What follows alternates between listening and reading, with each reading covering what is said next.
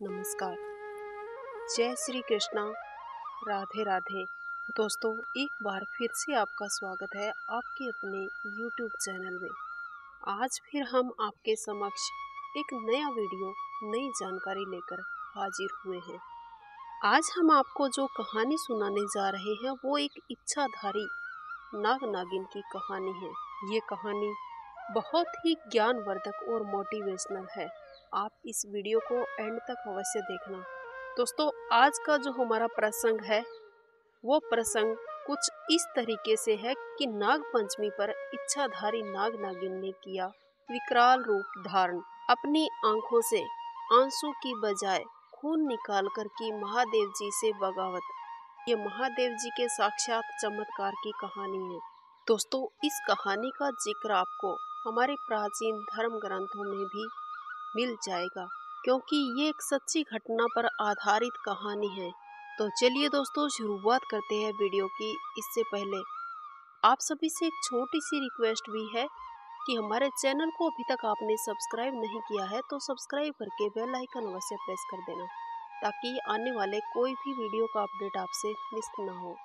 दोस्तों, इच्छाधारी नाग नागिन की कहानी तो आपने बहुत सारी सुनी होगी और देखी भी होगी, क्योंकि इच्छाधारी नाग नागिन के ऊपर टीवी सीरियल भी बहुत ज़्यादा आते हैं। इच्छाधारी नाग नागिन की घटना आज के युग में भी बहुत सारी हमें देखने को मिलती है। दोस्तों, आज हम जो आपको कहानी सुनाने जा रहे हैं ये एक वास्तविकता पर आधारित कहानी है।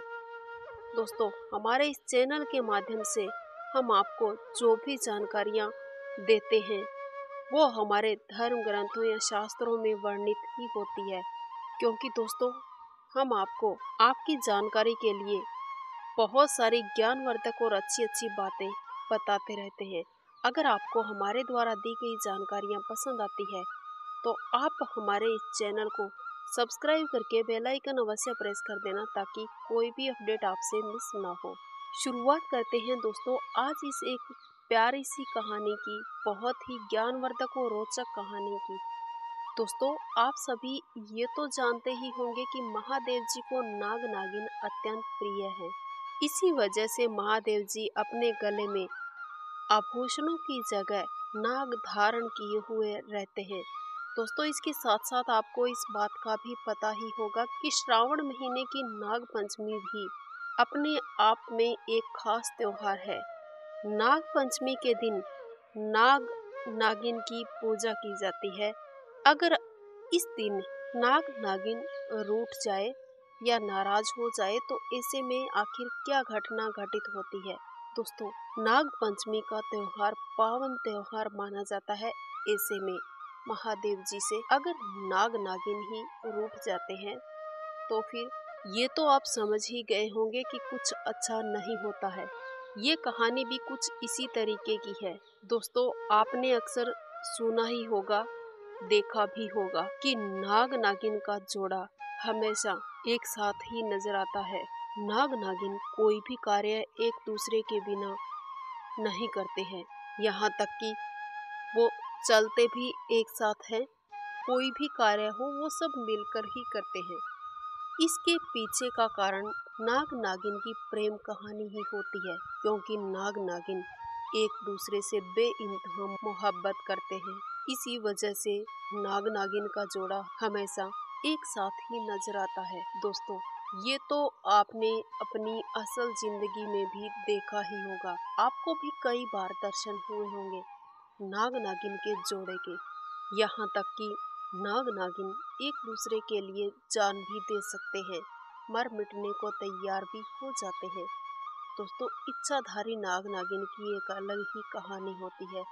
वो अपना कभी भी किसी भी समय रूप परिवर्तन कर सकते हैं, और अगर कोई भी मनुष्य नाग या नागिन में से एक को मार देता है तो वो बदला लेने से भी चूकते नहीं हैं।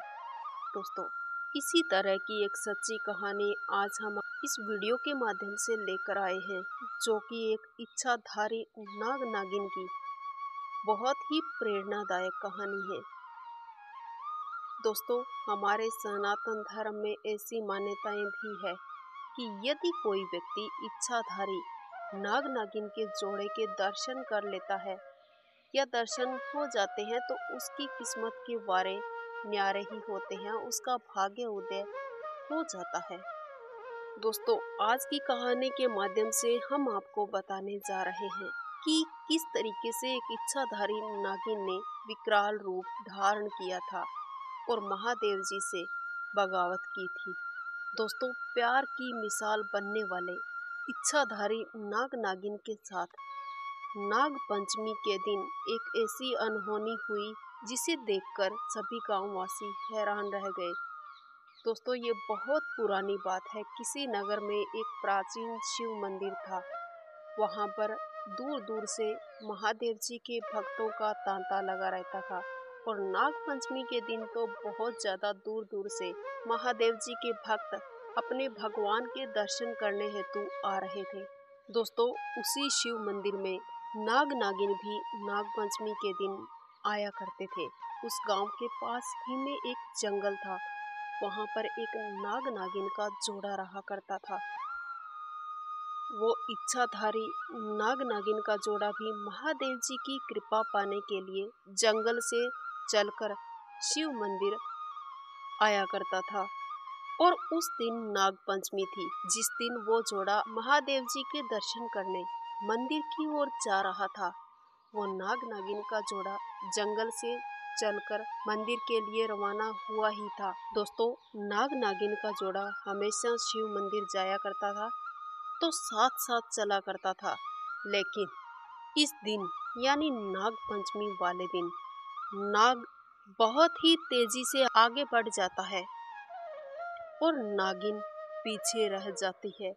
नागिन ने बहुत कोशिश की, लेकिन नाग इतनी तेजी से दौड़ रहा था कि नागिन लाख कोशिश के बाद भी नाग का मुकाबला नहीं कर पाती है चलने में और नाग आगे निकल जाता है, क्योंकि नाग बहुत ही तेजी से चल रहा था। दोस्तों, इसी दौरान होता क्या है कि नाग जंगल पार करके अब सड़क पार करने ही वाला था।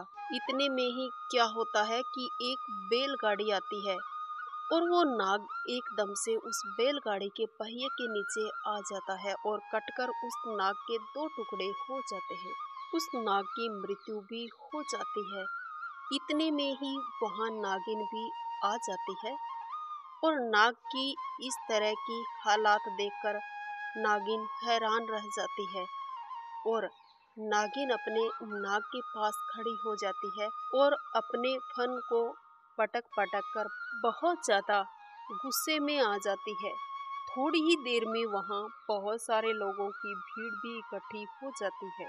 चारों तरफ भीड़ ही भीड़ नजर आती है। लोगों की भीड़ भी इस नज़ारे को देख रही होती है। दोस्तों, इस भीड़ में कई लोग ऐसे भी थे जिन्हें सांप पकड़ने का अनुभव भी था। उन लोगों में से एक व्यक्ति आगे आता है और बड़ी ही सावधानी पूर्वक उस नाग को उठा लेता है और उस नाग को दफनाने की तैयारी करने लगता है। दोस्तों, जब वो व्यक्ति मृतक नाग को जमीन में दफनाने के लिए जाता है तो नागिन को बहुत ज्यादा क्रोध आ जाता है और इसी क्रोध के फलस्वरूप नागिन उस व्यक्ति को डस लेती है और नागिन के डसने से उस व्यक्ति की वहीं पर ही मौत हो जाती है। उस व्यक्ति को डसने के पश्चात अब नागिन अपने मृतक नाग के पास जाती है, उस नाग के शरीर को अपने मुख में उठाती है और फिर महादेव जी के मंदिर में चली जाती है उस मरे हुए नाग को लेकर और शिवलिंग के पास जाकर उस मृतक नाग को वहां पर रख देती है और खुद भी वहीं पर ही बैठी रहती है।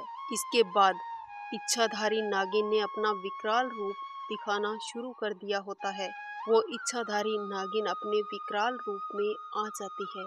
उस नागिन का इस प्रकार से ऐसा रूप देखकर समस्त ग्रामवासी बहुत ज्यादा घबरा जाते हैं। उनके पसीने छूटने लगते हैं। वो पूजा भी ठीक से नहीं कर पाते हैं उस नागिन के विकराल रूप के कारण।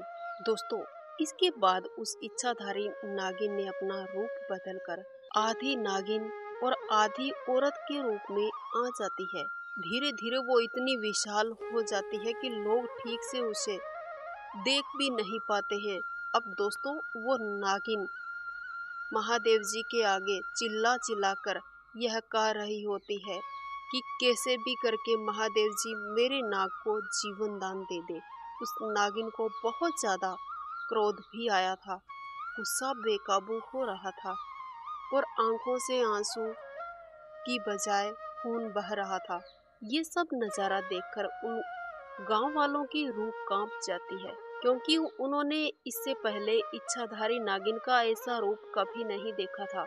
उस ग्राम वासियों को तो ऐसे लग रहा था कि जैसे वो सभी ग्राम वासियों को निगल जाएगी। लेकिन दोस्तों उस नागिन का गुस्सा शांत होने का नाम भी नहीं ले रहा था। इतने में ही होता क्या है कि एक साधु वहां पर प्रकट होता है और वो साधु महाराज नागिन के पास आकर बोलते हैं कि हे नागिन, आप इतनी बगावत क्यों कर रही हो। फिर वो साधु उस नागिन से कहता है कि क्या तुम नहीं जानती हो कि तुम्हारे नाग ने कुछ समय पहले ही एक चाल चली थी। फिर वो साधु उस नागिन से कहता है कि तुम ये मत भूलो कि तुम्हें महादेव जी से ये शक्ति प्राप्त है कि तुम अपने जीवन में सिर्फ 3 बार ही इंसान के रूप में आ सकती हो, जिससे तुम दोनों अपने अच्छे और बुरे कर्मों का न्याय भी कर सकते हो। आप चाहो तो कुछ अच्छे कर्म भी कर सकते हो जिससे आपको इस योनि से मुक्ति मिल जाए। अब तुम्हें याद होगा कि जिस समय तुम्हारे नाग ने एक निर्दोष महिला को डसा था, उस समय तुम्हारे नाग के पास खुद को अच्छा साबित करने का समय भी था, लेकिन उसने ऐसा नहीं किया। उसने जानबूझकर उस महिला के साथ गलत किया था, उसे डस लिया था और उसकी जान ले ली थी। और तुम्हारे नाग को अपने कर्मों की सजा ही मिली है। वो साधु उस नागिन से कहता है कि इस धरती पर प्रत्येक व्यक्ति को, चाहे फिर वो मनुष्य योनि में हो या जानवर की, सबको अपने अपने कर्मों की सजा मिलती ही है। दोस्तों अब साधु महाराज की इस बात को सुनकर नागिन भड़क जाती है और साधु से कहती है, यदि मेरा नाग अब जीवित नहीं होगा तो मैं इस पूरे गांव को खत्म कर दूंगी, समाप्त कर दूंगी। अब नागिन की इस बात को सुनकर समस्त ग्रामवासी बहुत ज्यादा डर जाते हैं, घबरा जाते हैं और उस साधु महाराज से विनती करने लगते हैं कि हे बाबा, अब आप हमें बचा लीजिए, नहीं तो ये नागिन हमारा सर्वनाश कर देगी। आप इसके नाग को जीवन दान दे दीजिए। फिर वो साधु महाराज समस्त ग्रामवासियों की बात सुनकर कहता है, ठीक है बेटा, हम इस नागिन के नाग को महादेव जी के आशीर्वाद से जीने का वरदान देंगे। फिर वो साधु महाराज उस नागिन से कहता है कि आपको हम जीने का वरदान तो देंगे, लेकिन आपसे इच्छाधारी नाग नागिन होने का गुण छीन लेंगे और आज के बाद आप दोनों मिलकर इस पूरे गांव की रक्षा करोगे, ताकि इस गांव में कभी भी कोई किसी भी प्रकार की अनहोनी न हो। फिर उस साधु महाराज की बातें सुनने के बाद वो नागिन कहती है, ठीक है साधु महाराज, जैसी आपकी इच्छा हो, लेकिन मुझे सिर्फ मेरा नाग जीवित रूप में चाहिए। फिर वो साधु साधारण रूप धारण कर लेता है और महादेव जी के शिवलिंग के आगे बैठकर महादेव जी की आराधना करने लग जाता है, पूजा पाठ में तल्लीन हो जाता है और फिर मंत्रोच्चारण के साथ साथ उस नाग पर गंगा जल के छींटे भी डालता है, छिड़काव करता है। धीरे धीरे वो समस्त ग्रामवासी और नागिन क्या देखती है कि उसका नाग हिलने लग जाता है। कुछ ही देर में वो नाग जीवित हो जाता है। ये सब देखकर वो नागिन बहुत ज्यादा खुश हो जाती है, उसकी खुशी का ठिकाना नहीं रहता है। एक तरफ नाग को जीवन दान मिल जाता है और उस गांव वालों को आजादी भी मिल जाती है। फिर वो साधु महाराज उस नागिन से कहता है कि आपकी इच्छा के मुताबिक मैंने अपना वादा पूर्ण किया है, अब आप दोनों मिलकर अपना वादा पूरा कीजिए। इस पूरे गांव की रखवाली अब आप दोनों के ही हाथ में है। इस पर साधु महाराज की बात सुनकर वो नाग नागिन कहते हैं, हे साधु महाराज, आज से ये गांव गांव नहीं है, बल्कि हमारा परिवार है, हमारा घर है। जब भी इस गांव पर कोई मुसीबत आएगी तो हम सबसे पहले आगे आएंगे, इनको संकट से मुक्ति दिलाएंगे और इस गांव की हमेशा हमेशा के लिए हम रक्षा करेंगे। नाग नागिन की ये बातें सुनकर साधु जंगल की ओर रवाना हो जाता है। दोस्तों, अब होता क्या है कि जैसे जैसे साधु जंगल की ओर जाता है और जहाँ जहाँ पर साधु महाराज के पैर टिकते हैं वहाँ वहाँ पर पैरों के चिन्ह बन जाते हैं। इस चमत्कारी दृश्य को देखने के बाद लोगों को ये यकीन हो जाता है कि वो कोई साधारण साधु नहीं था, बल्कि स्वयं महादेव जी थे। उस साधु रूपी वेश में नाग पंचमी के दिन प्रकट हुए थे। साधु रूपी वेश में महादेव जी ने प्रकट होकर नागिन के नाग को जीवन दान दिया। दोस्तों, महादेव जी के पैरों के निशान उस मंदिर से लेकर जंगल के रास्ते तक ये आज भी इसी तरीके से वहां पर छपे हुए हैं। उसी समय से लोगों की ऐसी मान्यताएं भी है। इन चिन्हों पर आज तक किसी ने पैर नहीं रखा है और ना ही इस पर कोई अपना साधन चढ़ाता है। यदि कोई जानबूझकर ऐसा करता है तो उसको उसका दंड भुगतना ही पड़ता है। दोस्तों, ये निशान आज भी उस मंदिर के पास उसी अवस्था में देखने को मिलते हैं। दोस्तों, अब आप ही कमेंट करके अवश्य बताइएगा कि ये आपको एक प्रेम कहानी लगी या एक महादेव जी के दर्शन की महिमा थी या एक परीक्षा थी नाग नागिन के प्रेम की। दोस्तों, आज की हमारी कहानी यहीं समाप्त होती है। अगर आपको वीडियो अच्छा लगा है तो लाइक कीजिएगा, शेयर कीजिएगा। इसके साथ साथ हमारे चैनल पर पहली बार आए हो या अभी तक आपने सब्सक्राइब नहीं किया है तो चैनल को सब्सक्राइब करके बेल आइकन अवश्य प्रेस कर देना ताकि कोई भी अपडेट आपसे मिस ना हो। मिलते हैं नेक्स्ट वीडियो में। वंदे मातरम। जय श्री कृष्णा।